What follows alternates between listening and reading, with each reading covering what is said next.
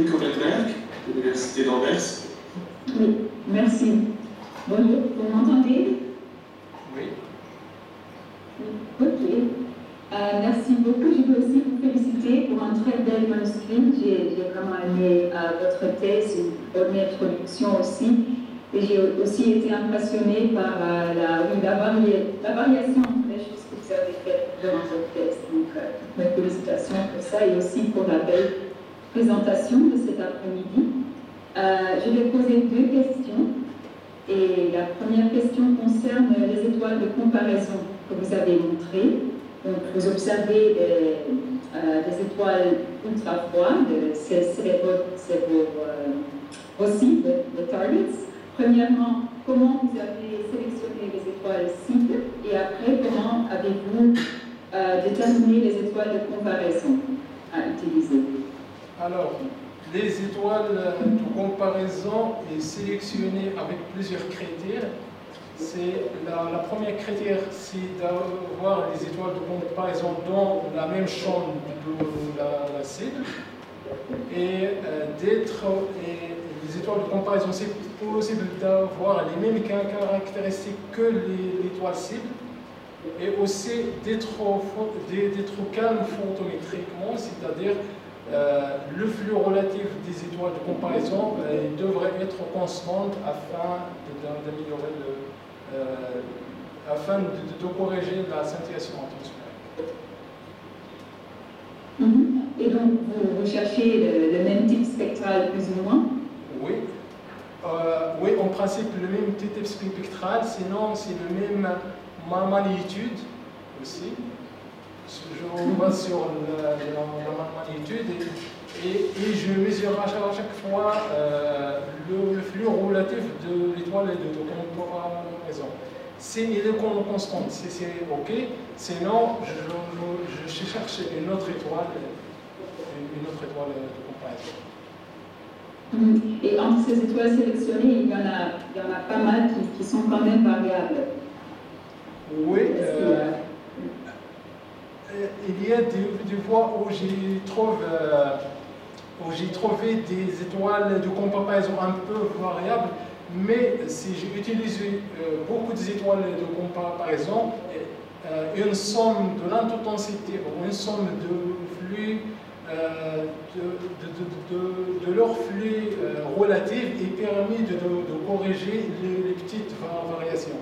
Alors, et à la fin, j'utilise la courbe lumière ou le flux relatif le flux relatif moyen de toutes les étoiles de comparaison. Ok, merci. Une autre question. J'imagine que vous avez aussi enseigné dans votre cours. Et imaginez-vous que vous avez excusez-moi. Imaginez-vous que vous avez des étudiants en deuxième année, par exemple, de physique, et vous expliquez la profondeur de l'éclipse, et il est variable par le filtre, donc il varie par filtre. Comment vous allez expliquer ça à vos étudiants? Alors, pour la profondeur du transit est variée en fonction du filtre. Je peux expliquer ça avec. Je prends une boule, plusieurs boules avec différentes sizes, de plus petites et ainsi de suite. Et la différence entre les planètes, entre les boules, c'est la couche atmosphérique. Et j'imagine une atmosphère donnée qui sera un peu plus remarquable. Alors, je construis plusieurs boules avec des sizes différents où j'ai imposé qu'il existe une atmosphère de la planète. Et puis, j'ai calculé la profondeur de chaque planète qui passe devant l'étoile. Alors, et bien sûr, si les tailles de planètes sont différentes, alors on va voir des profondeurs qui sont un peu différentes. Je pense que ça. Oui. Oui, mais c'est une même étoile, donc c'est toujours la même étoile, mais c'est toujours la même étoile. On observe. Oui, c'est toujours la même étoile, mais c'est juste la taille des planètes qui change. Dépendant du filtre. Oui, dépendant du filtre, oui. C'est ça. Oui. Ok, merci beaucoup. Merci. Merci beaucoup. Nous passons maintenant au professeur Abdelhadi Jabiri.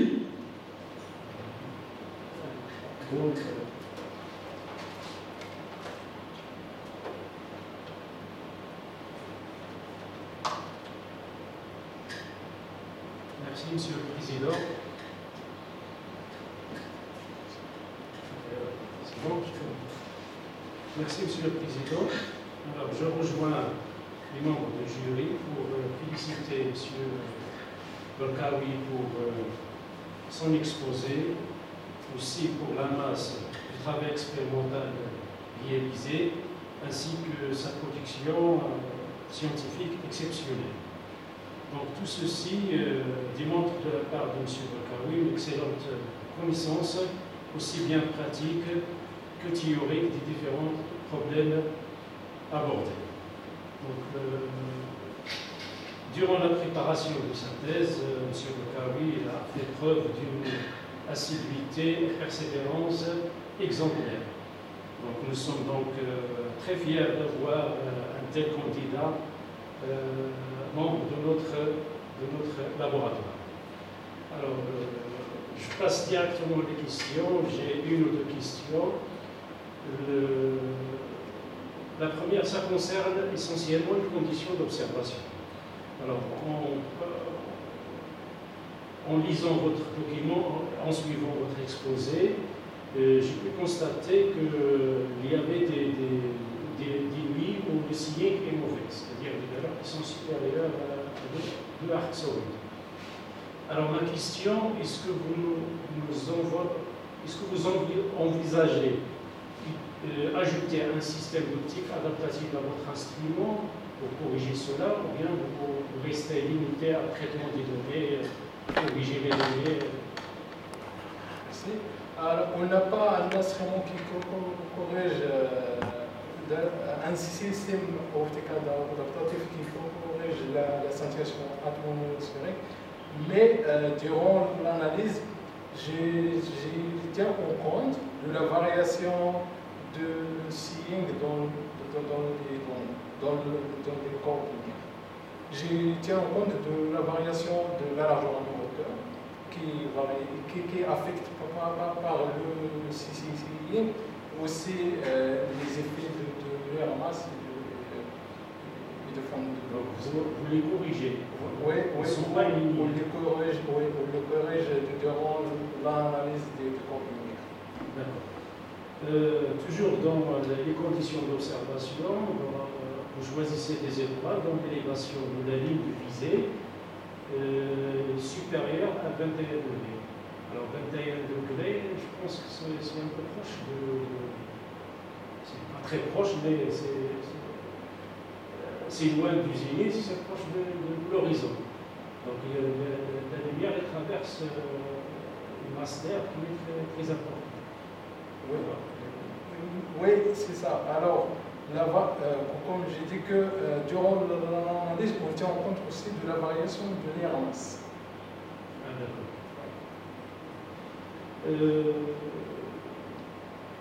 Une dernière question, ça concerne le flux de transit secondaire. Est-ce que c'est des flux mesurables ou bien c'est juste une supposition théorique imposée par le mouvement orbital? Le flux secondaire, c'est lorsque l'étoile, pardon, la planète passe derrière l'étoile, c'est ça? Oui. Oui, alors, le flux, l'occultation est bien mesurée par plusieurs planètes, des Roche Peter, et on a bien mesuré la profondeur secondaire, et l'intérêt de cette profondeur, c'est de mesurer l'albédo-géométrie de la planète et la température effective, et la température d'équilibre de la planète. Il est mesurable. C'est mesurable. Alors, je vais me limiter à ces 3 questions. Je vous remercie. Merci, Monsieur le Président. Merci beaucoup. Nous passons à la personne suivante. Nous passons maintenant aux examinateurs. Et l'examinateur le plus éloigné est à Birmingham, c'est Amaury Trio. Bien. Bonjour Khalid, je vais me joindre aux autres pour remarquer à quel point ton document de Canada était très bien écrit. Je ne lis pas beaucoup de thèses en français et c'était vraiment très bien écrit, donc je me joins à eux, ainsi que le travail qui est présenté, la clarté des explications, etc. Mais j'ai 2 questions principales. L'une rejoint un petit peu celle de Brice au niveau des estimations de rayons qui sont détectables avec TRAPPIST sur les étoiles de faible masse.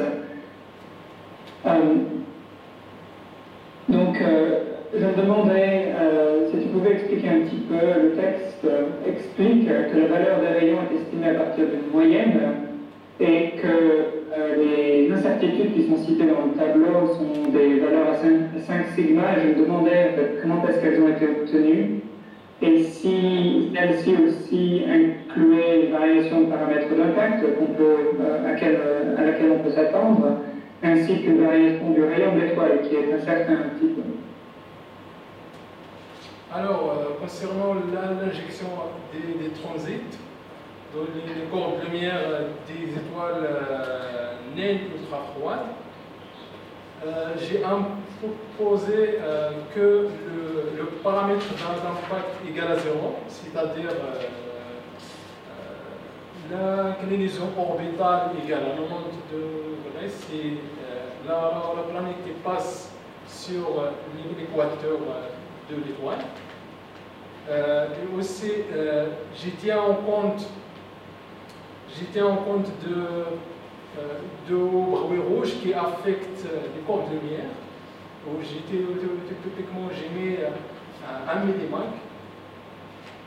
Et le signal, le rapport signal sur bruit, typiquement, j'ai mis 5, égal à 5 pour TRAPPIST nord, parce que j'ai retrouvé cette valeur de SNR, j'ai la retrouvée dans les transits du TRAPPIST 1, du système TRAPPIST 1 observé avec le télescope TRAPPIST nord.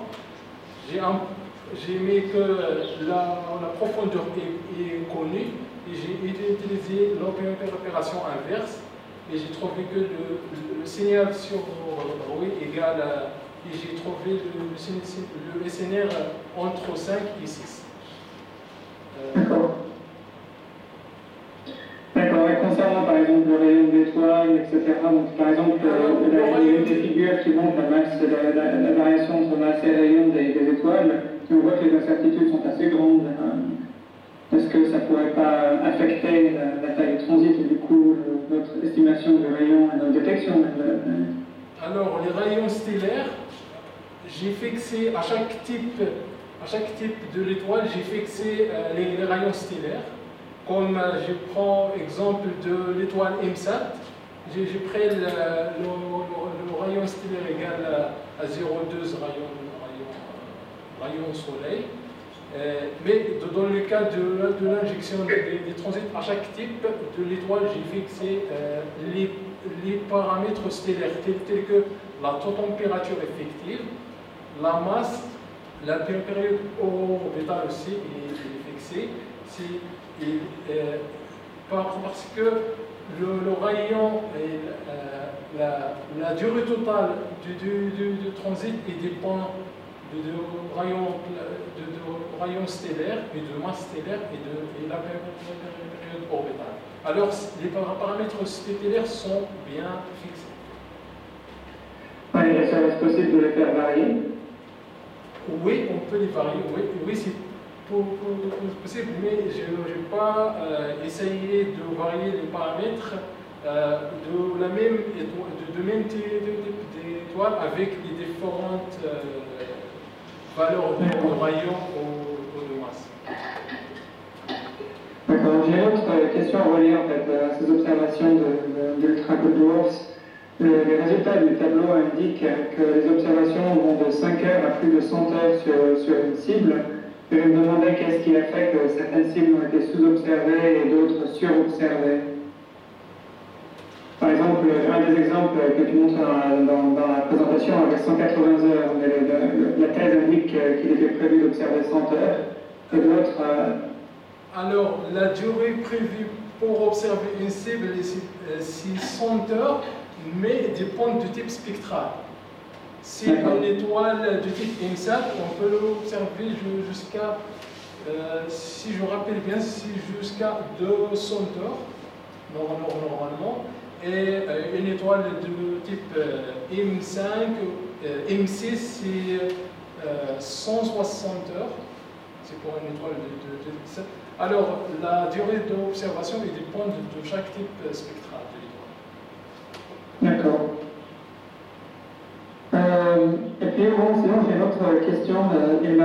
J'étais un petit peu surpris que tu mentionnes à peine WASP 193 dans la thèse, alors qu'elle te donne un deuxième article avec en tête de liste, qu'elle ne faisait pas partie non plus des cibles des rapports d'activité de tropisme nord dans le suivi notamment de WASP, de TESS, etc. Et je me demandais pourquoi est-ce qu'elle est à peine mentionnée dans la thèse.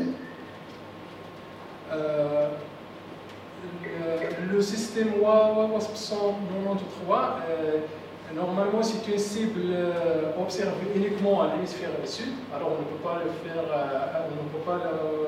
faire ici. Et confirmer avec Spikelos et Trappist sud. D'accord, ok, je vais arrêter ça. Et bon, sinon, j'allais me demander en fait, quels sont les objectifs maintenant en fait, après la thèse. Est-ce que Trappist Nord va continuer le survey des UCV? Comment est-ce que les cibles sont suivies, sont choisies dans les surveys à grand champ notamment? Il y a eu plusieurs surveys, il y avait TESS, il y avait WASP, il y avait HAT. Comment est-ce que ça va continuer? Oui, sûrement. On va continuer à suivre les cibles Spikelos, d'une part, c'est pour chercher des planètes de type Terre comme Trappist 1. Et d'autre part, le suivi des candidats, le suivi photométrique des candidats de satellites TESS qui a été lancé par la NASA, c'est pour confirmer la nature planétaire. Et aussi, il existe d'autres projets comme Qatar, et aussi Qatar et GGPX aussi, il existe aussi. Qatar et WASP aussi, oui. D'accord. Alors l'idée, c'est d'observer tout ce qui existe, ou est-ce qu'il y a une sélection qui est faite? Bien, je vais rester là, ça ne vous dérange pas. Merci beaucoup. Nous allons maintenant aller un petit peu plus loin, on va aller à Birmingham avec Laetitia Nagré. Pardon. Alors en fait, l'une et l'autre. Je suis à Genève, mais c'est pas grave.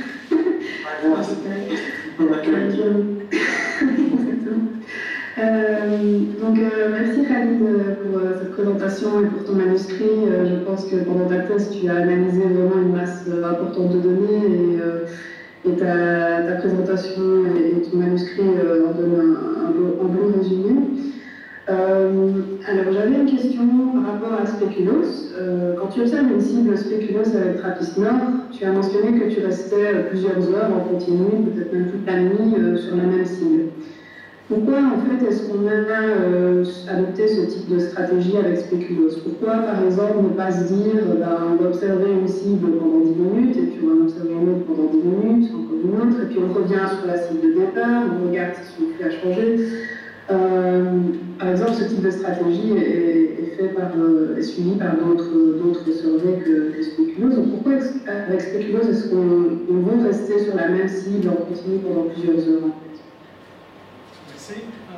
Alors, l'observation à longue durée des cibles Speculoos avec TRAPPIST Nord ou même Speculoos ou TRAPPIST Sud est extrêmement intéressant. C'est pas parce que c'est aussi on peut à partir des longues observations on peut déterminer les caractéristiques de l'étoile comme la période de rotation de l'étoile.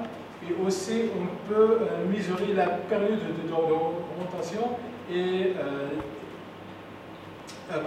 parce qu'en général, les étoiles naines ultra froides ont des périodes inférieures à 24 jours. Alors, si on observe à peu près 100 heures d'observation sur la même cible, on peut contraindre avec une très bonne précision la période de rotation stellaire. Et aussi, on peut analyser les flares observés sur le pôle lunaire. Oui, donc ça on va dire que c'est un objectif secondaire du survey, mais l'objectif premier c'est quand même de détecter des planètes. Mais quel type de planète est-ce que tu cherches autour de ces naines ultra froides? Tu cherches les planètes courte période, c'est bien ça? Courte période, oui. Oui. Et donc la durée des transits typiques que tu cherches, c'est combien? Alors c'est autour d'une demi-heure. D'accord. Et donc ça, là, tu penses, c'est peut-être lié justement à ça, le fait qu'on observe en continu une cible, c'est que si on ne voudrait pas rater un transit, parce qu'ils sont très courts. Oui, ouais. Alors une autre question plus sur ton travail pour WASP. Donc tu as mentionné que quand on veut caractériser une exoplanète, il faut aussi très bien connaître les paramètres de son étoile. Alors pour l'étoile Jupiter Chaud que tu as publié, donc WASP 161, WASP 163 et WASP 170, comment est-ce que tu as fait en fait pour obtenir les paramètres des étoiles de ces Jupiter Chaud?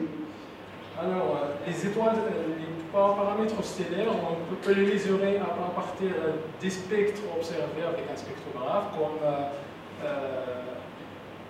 la température effective, la métallicité, la vitesse de rotation. Et à partir de ces paramètres, on peut déterminer le rayon stellaire et la masse stellaire à partir de la loi de calibration.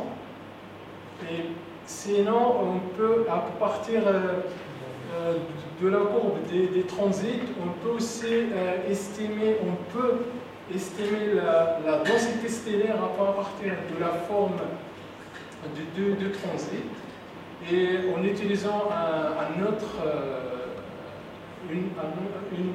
loi de calibration, c'est la loi de Binochet de 2010, on peut déterminer la masse et le rayon de l'étoile. La température effective également, on peut l'estimer à partir des couleurs photométriques ou à partir de type spectral de l'étoile. Le rayon stellaire également, on peut estimer à partir du parallaxe de l'étoile en utilisant la relation entre le parallaxe et la magnitude visuelle et la luminosité de l'étoile. Comme ça, on peut déterminer. Et puis la masse. Et pour les étoiles de la séquence principale, on peut estimer la masse et le rayon à partir des couleurs. C'est comme le cas du projet WASP. On peut l'estimer. D'accord, merci. Et alors, tu mentionnes que tu es en train de travailler pour la publication d'un nouveau Jupiter Chaud, 1993, si je me souviens bien. Qu'est-ce qu'il a de particulier en fait ce Jupiter Show? Est-ce qu'il est intéressant pour une raison particulière? Cette planète n'est pas particulière, oui, pas parce que c'est une Jupiter dilatée, c'est-à-dire c'est une planète avec une masse très faible, 0,15 masse Jupiter, et le rayon à peu près 1,5 rayon de Jupiter. C'est une Jupiter dilatée et très intéressant pour une étude atmosphérique via la spectroscopie de transmission aussi, grâce à sa faible densité et sa température élevée. Alors on peut mesurer le spectre d'émission, le spectre de transmission via les télescopes actuels comme Hubble ou VLT, ou après les télescopes les futurs projets comme James Webb. D'accord. Et est-ce que tu as une idée d'un mécanisme qui pourrait expliquer pourquoi ce Jupiter chaud est dilaté? Qu'est-ce qui pourrait créer cette anomalie de rayons, par exemple? Alors, les anomalies de rayons du haut de Jupiter sont expliquées par plusieurs mécanismes, et principalement le rayon planétaire dépend de l'irradiation stellaire. Ça, c'est principal, et aussi la masse de la planète. Il dépend également de la métallicité de l'étoile, parce que la métallicité de l'étoile affecte le corps masse de la planète, et le corps masse de la planète aussi, et le rayon planétaire il dépend de corps masse à partir des modèles d'évolution stellaire. Alors, les anomalies sont créées, les anomalies des rayons est principalement créées par la forte irradiation de l'étoile et la force de marée. Les deux, et aussi la masse de la planète. Les trois ou les quatre paramètres affectent le rayon de l'étoile, affectent le rayon des planètes de type Jupiter chaud. D'accord. Ok, merci. C'est tout pour moi. Merci. On va revenir à Liège avec Emmanuel Jehan. Oui, bonjour Khalid. Bonjour tout le monde. Alors, toutes mes félicitations Khalid, et moi j'aimerais surtout te remercier. En fait, te remercier pour toutes ces années où tu as montré une motivation sans faille, où finalement à la fin c'était même difficile de pouvoir observer avec le télescope TRAPPIST-Nord qui est vraiment devenu ton chouchou, et tu étais quasi toutes les nuits à être dessus. Donc ton aide a vraiment été très importante, surtout ces 2 dernières années. Je tiens à souligner aussi les énormes progrès que tu as réalisés au cours des 5 dernières années, puisque tu avais déjà commencé aussi en master à travailler dans l'équipe TRAPPIST. Donc voilà, je tiens vraiment à noter ceci, ta motivation et ta gentillesse pour aussi toujours rendre service autant que possible. Alors il y a beaucoup de questions qui ont déjà été posées. Moi, pendant ta présentation, il y a une petite chose qui m'a un peu fait sursauter. En parlant des masses et des vitesses radiales, donc tu as dit qu'on pouvait avoir la masse précise des planètes. Est-ce que tu pourrais commenter là-dessus et éventuellement donner une autre technique pour mesurer les masses des planètes? Une autre technique autre que la vitesse radiale, c'est ça la question? Donc il y a 2 questions. Si tu sais revenir à la slide, peut-être correspondant aux vitesses radiales. C'est ça.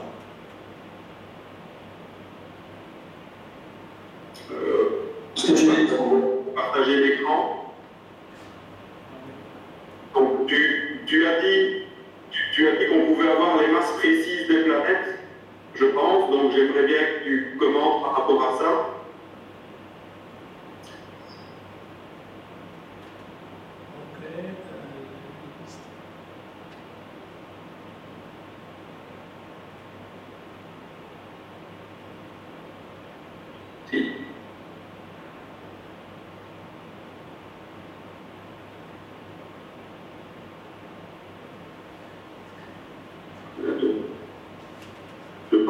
il y a une